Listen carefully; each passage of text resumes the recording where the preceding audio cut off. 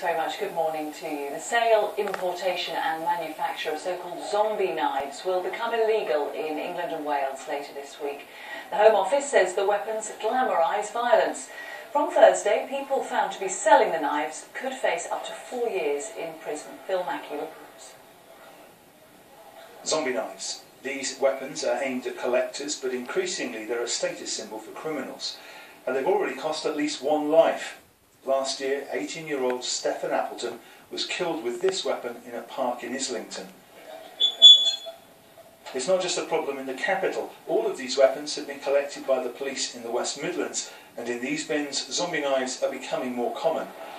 Well, this is the sort of zombie knife that's still legitimately on sale in Birmingham at the moment. It only cost £20, as you can see. Massive, and it could be potentially lethal. But by the end of this week, this will be illegal. No one will be able to sell it, and you will be fined if you're found in possession of it. In the West Midlands, weapons surrender bins have proved a success. Guns, knives, swords and machetes have all been handed in and removed from the streets. The amount of damage I can inflict are much more lethal and deadly than some of your typical kitchen appliances. And are you seeing more of these being found on the streets of Birmingham, used by the gangs? We are. We're seeing them on a more regular basis. They're sold on our high streets, they're sold to our news agents, unfortunately. But zombie knives are only a small part of a much bigger problem.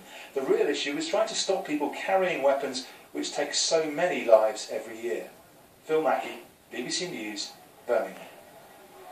The Nigerian government says it's in touch with the militants who are behind a video apparently showing some of the schoolgirls who were kidnapped by the Islamist group Boko Haram 2 years ago. The footage features a masked gunman explaining that the video is to prove the girls are still alive. He says that 40 have been married. He also demands the release of captured militants and says some of the girls have been killed in government airstrikes. A leading NHS psychotherapist has said young men are risking their sexual health by watching large amounts of online pornography. Angela Gregory from Nottingham University Hospital has told Radio 1's Newsbeat that an increasing number of 18 to 25-year-olds are seeking help for serious issues which were barely seen in younger patients 10 years ago. We'll have much more on this story later in the hour. Reports say at least 45 people have been killed after Syrian and Russian warplanes carried out a new wave of airstrikes in northern Syria. The Syrian Observatory for Human Rights says dozens of civilians were killed in and around the country's second city of Aleppo. Well, for years, control over Aleppo has been split between the government-held west and rebel-held eastern neighbourhoods. And we'll be talking to a resident about how life continues amid the terrifying violence in Aleppo at around 9:45 on the programme. Energy firms have been ordered to refund thousands of gas customers affected by a mistake in meter readings. Around 100,000 households have been affected by companies confusing measurements from older imperial meters with modern metric ones. It comes just days after Ofgem promised to deliver a more competitive and fairer energy market. The Labour leadership contender Owen Smith will this lunchtime accuse the government of being behind a secret plan to privatise the NHS in England.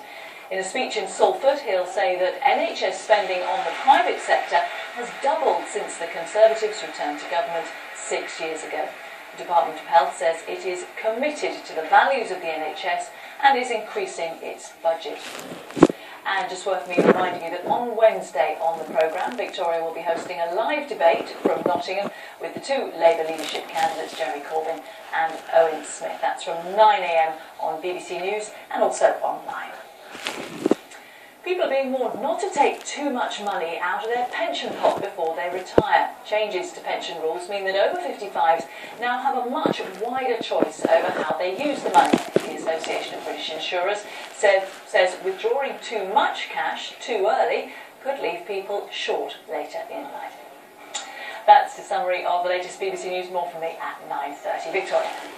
Thank you very much. Good morning.